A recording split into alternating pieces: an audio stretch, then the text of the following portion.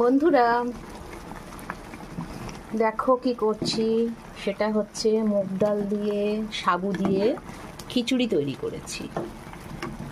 দেখো, এইটা উপোস করলে এই খাবারটা আমি ছোট বয়স থেকে খেতে দেখেছি মা কাকিমাদের, তো আমি আজকে করেছি।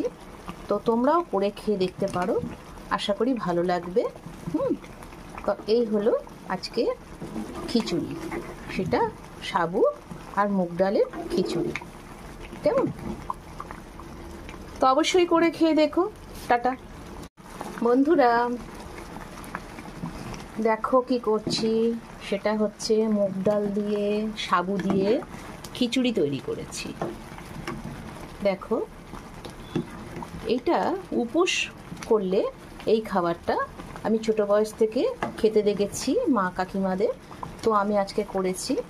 তো তোমরাও করে খেয়ে দেখতে পারো, আশা করি ভালো লাগবে। তো এই হলো আজকে খিচুড়ি, সেটা সাবু আর মুগ ডালের খিচুড়ি। কেমন? তো অবশ্যই করে খেয়ে দেখো। টাটা।